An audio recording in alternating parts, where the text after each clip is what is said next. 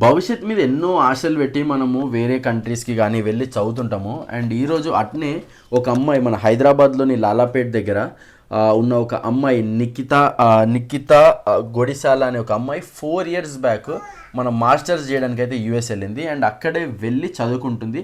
And సాఫీగా masters అయిపోయిన తర్వాత మన మేరీల్యాండ్లోని కొలంబియా దగ్గర జాబ్ చేస్తుంది అనమాట. జాబ్ చేస్తూ అక్కడే ఒక రూమ్ తీసుకొని అక్కడే ఉంటుంది. అండ్ ఈమె మర్డరు ఇప్పుడు ఎంత సంచలనం అంటే ఆల్రెడీ యూఎస్లో ఈమె 31st రోజు మిస్సింగ్ అయింది. అండ్ 31st రోజు మిస్సింగ్ అయ్యి అండ్ నిన్న ఎవరు మర్డర్ చేశారో అనేది తెలిసింది. అండ్ ఫ్రెండ్స్, నేను క్లియర్గా చెప్తాను. అండ్ ఎవరైతే ఫస్ట్ టైం చూస్తున్నారో కొంచెం నా వీడియో కొంచెం లైక్ చేయండి, సబ్స్క్రైబ్ చేయండి. అండ్ ఇలాంటి వీడియోస్ నేను ఎవ్రీడే నేను మీ ముందుకు తీసుకొని వస్తాను. అండ్ స్టార్టింగ్ చెప్పాలంటే మంచిగా వాళ్ళ ఫ్యామిలీ ఎవరైతే ఉన్నారో వాళ్ళ ఫాదర్కి 2 daughters, నిఖిత ఇంకా వాళ్ళ సిస్టర్. నిఖిత ఈ పెద్ద అమ్మాయి అనమాట, 27 years ఏజ్. ఈమెని 4 years బ్యాక్ వాళ్ళ డాడీ యూఎస్ పంపితే ఈమె 2 years మాస్టర్ చేసిన తర్వాత జాబ్ కొట్టింది. అండ్ వాళ్ళ చెల్లి వచ్చేసి బెంగళూరులో జాబ్ చేస్తుందంట. ఆమె కూడా సాఫ్ట్వేర్ ఇంజనీరే. వాళ్ళ ఫాదర్ వచ్చేసి మన మార్కెటింగ్ ఏజెన్సీ, వాళ్ళ మదర్ వచ్చేసి స్టాఫ్ నర్స్. సో చాలా ఆనందంగా 31st రోజు ఈమె ప్లాన్ చేసుకుంటుందంట. ప్లాన్ చేసుకొని ఏదైతే ముందు రోజు ఉందో లైక్ ఆ 31st నైట్ రోజు వాళ్ళ పేరెంట్స్కి కాల్ చేసి విషెస్ చెప్పి, ఇంకా అదే లాస్ట్ కాల్, విషెస్ చెప్పి ఎట్లున్నారు అని చాలా ఆనందంగా, వీళ్ళ పేరెంట్స్ కూడా చాలా హ్యాపీ ఫ్యామిలీ, ఆమె కూడా చాలా హ్యాపీగా అక్కడ ఉంటుందన్నమాట. అండ్ అక్కడ సడన్గా అర్జున్ శర్మ అని వాళ్ళ రూమ్మేట్ అంట, వాళ్ళ ఎక్స్ రూమ్మేట్ వెళ్ళి పోలీసులకి మిస్సింగ్ కేసు పెట్టిండంట.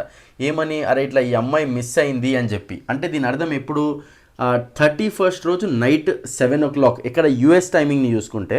అండ్ ఆ రోజు మిస్సింగ్ కేసు పెట్టేసరికి వాళ్ళు ఇంకా అక్కడ మిస్సింగ్ అని చెప్పి ఇంకా అక్కడిక్కడ ఎతకడం స్టార్ట్ చేశారు. అప్పటికే మన ఇండియన్ రాయబార టీం ఏదైతే ఉంటుందో, మన ఇండియన్కి సంబంధించిన యూఎస్కి సంబంధించిన వాళ్ళు ఎవరైతే ఉంటారో పొలిటీషియన్స్ కానీ, ఆల్రెడీ వీళ్ళు ఇక్కడ హైకమాండ్ కానీ వీళ్ళు ఎక్కడ మాట్లాడుతున్నారు, అయినా ఇన్ఫర్మేషన్ అనేది ప్రాపర్గా రాకపోయేసరికి వీళ్ళు ఏం చేశారు, పోలీసులకు కూడా దొరకకపోయేసరికి అరే వీడు ఎక్కడ ఉన్నాడు, అసలు వీడు ఏడి అని చెప్పి వాళ్ళ లొకేషన్ ట్రేస్ చేసి ఏం చేసిందంటే ఈ అమ్మాయి రూమ్కి పోలీసు వాళ్ళు వెళ్ళారనమాట. ఎప్పుడు January 3rd రోజు, అంటే నిన్న వెళ్ళేసరికి అమ్మాయిది మొత్తం బాడీ మొత్తం కుళ్ళిపోయిన స్టేజ్లో ఉందన్నమాట. మొత్తం మర్డర్ చేసి ఆ అర్జున్ శర్మ అనేటోడు మనోడు ఏం చేసిందంటే అదే రోజు మర్డర్ చేసి కేసు పెట్టేసి ఏం తెలియనట్టు మన యూఎస్ నుండి డైరెక్ట్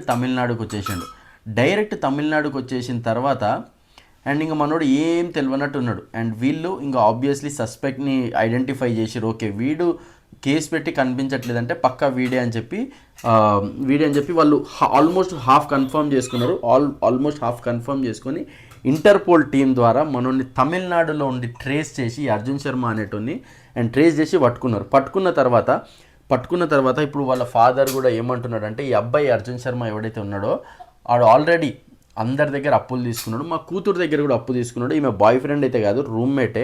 వీళ్ళందరూ ఇట్లా గ్యాంగ్ లాగా ఉండేవాళ్ళు. కానీ అప్పులు తీసుకునేసరికి అప్పిస్తా అని పిలిచి, అంటే పైసలు ఇవ్వడానికి పైసలు ఇస్తా అని చెప్పి రూమ్కి వచ్చేసి ఈమెను మర్డర్ చేసి వెళ్ళిండు. అంటే మీరు అర్థం చేసుకోండి ఫ్రెండ్స్, సిచ్యువేషన్ ఎట్లుందో.